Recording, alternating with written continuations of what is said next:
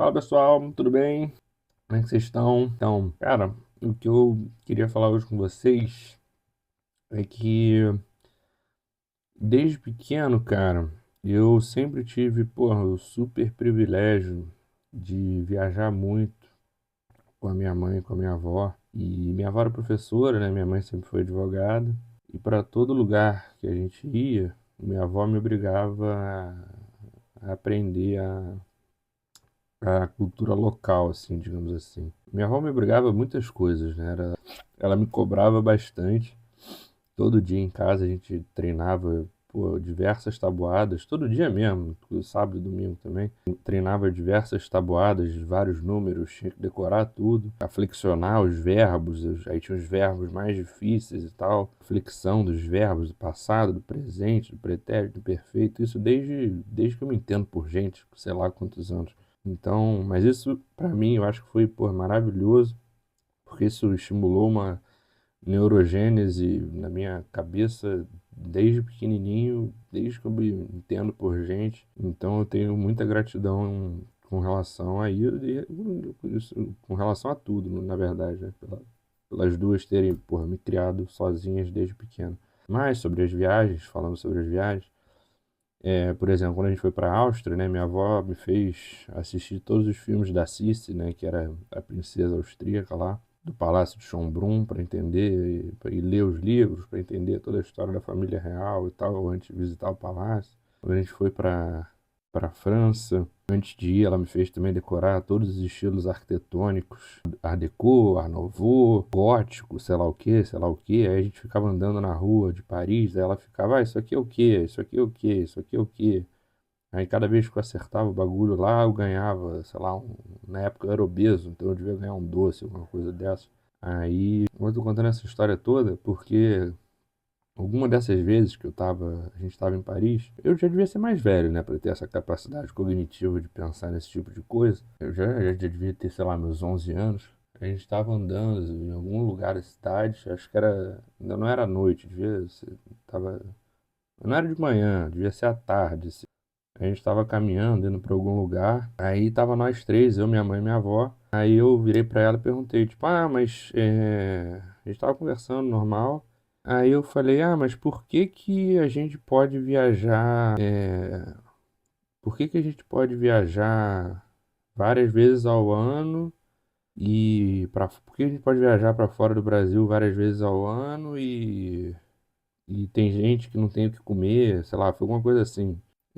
Alguma coisa nesse sentido, sabe? Tipo, por que que a gente pode viajar para fora do Brasil várias vezes ao ano e tem gente que não tem o que comer direito, sei lá. E aí, né, ela já era professora, né? Ela tinha dado aula em escola pública a vida inteira, com 40 anos, fez jornalismo e aí trabalhou vários anos como jornalista e depois foi dar aula na faculdade, foi dar aula na PUC de jornalismo, né? Então, sempre deu aula a vida inteira e tal, estava acostumado com essas, né, questões e tal. E aí a gente começou a conversar e tal, ela não me deu nenhuma frase de efeito que mudou minha vida e tal. Mas aí quando a gente começou a conversar e tal, e aí o que ela falou, na verdade, que eu lembro, que me marcou muito, que ela falou, tipo, cara, você tem que entender que nós somos realmente privilegiados, nós somos pessoas brancas privilegiadas num país extremamente desigual, discriminatório, racista, que é o Brasil, bababá, não sei o quê. E nós demos sorte de sermos por pessoas privilegiadas que podemos viajar e podemos estar aqui em Paris curtindo as coisas boas da vida sem se preocupar de voltar para casa e não ter dinheiro para comer, para pagar as contas, não sei o quê. Você tem que entender então de que nós realmente somos pessoas privilegiadas de fato, mas o que é mais importante ainda que você tem que entender é que embora nós sejamos pessoas privilegiadas, não adianta absolutamente nada você ter culpa social por ser privilegiado. A culpa no geral não vai te levar a lugar nenhum, em vários âmbitos. Não dá para generalizar, mas no geral, a culpa não vai te levar a lugar nenhum. Pensa na compulsão alimentar, que é um problema que eu já tive e tenho de vez em quando até hoje. Se eu comer uma pizza inteira e ficar me sentindo culpado depois, sabe aonde isso vai me levar? Lugar nenhum. Então, o que ela me falou foi justamente isso. Você se sentir culpado por ser privilegiado num país que é totalmente desigual, racista e preconceituoso, não vai te levar a lugar nenhum. Mas você ter a consciência do seu privilégio, que foi o que eu mencionei no outro vídeo, que não foi o que ela, não foi a palavra que ela usou, mas foi uma coisa que uma conclusão que eu cheguei 15 anos depois, que é a tal da consciência expandida, né? Você tem uma consciência extra, né? Uma consciência expandida, mas você ter a consciência do privilégio que você tem, que muita gente chama de consciência de classe, que as pessoas adoram falar consciência de classe, mas é você ter a consciência do privilégio que você tem, isso sim é importante.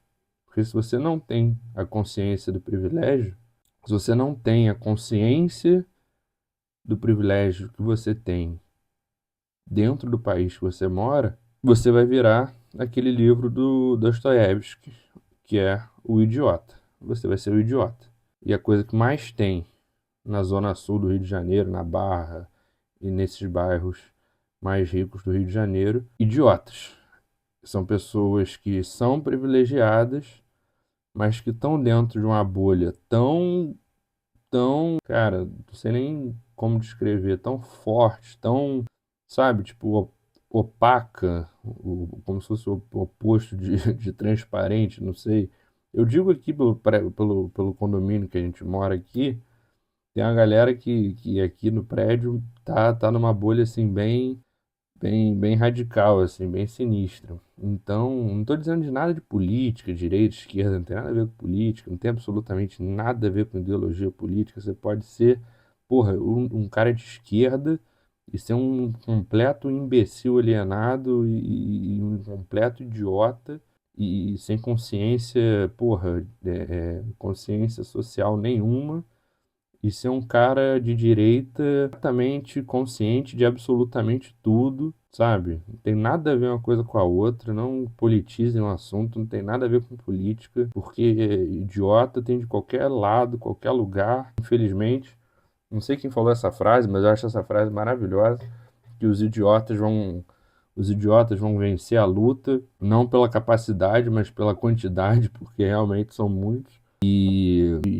Cara, acho que assim, sei lá, uma coisa que potencializa. Eu gosto às vezes de ficar vendo. Como é que é o nome? Eu gosto às vezes de ficar vendo rede social de galera, dessa galera alienada da Zona Sul. O pessoal vai achar que é só mulher, mas não é só mulher, não, cara. Não é machismo, não. É homem e mulher, é todo mundo. Esse pessoal que fala, tipo, vocês sabem muito bem de que eu tô falando, desse tipo de gente. Que parece que, sabe, que faz questão de, de, enfim, eu me divirto, assim. Me divirto, não, assim, eu fico com pena, mas não sei nem como comparar, mas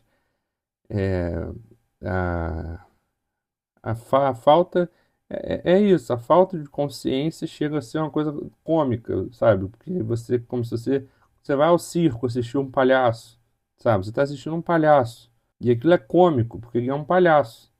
Quando você está vendo uma rede social de uma pessoa dessa, para mim, ao ver uma pessoa dessa, eu estou vendo um palhaço. Então, para mim, aquilo ali é cômico, entendeu?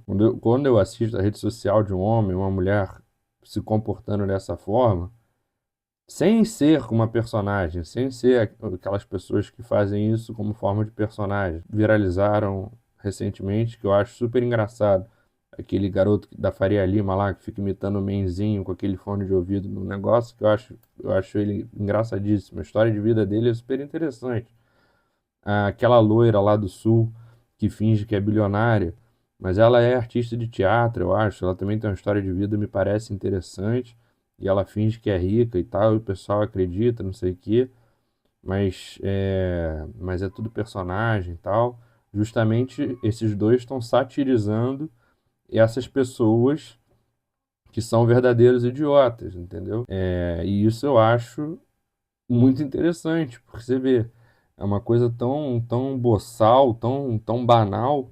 Só que o povo brasileiro, cara, eu não sei se é pela desigualdade social, eu acredito que sim. O povo brasileiro tem um tesão pela babaquice de famoso desde sempre, desde a década de 90, desde talvez antes.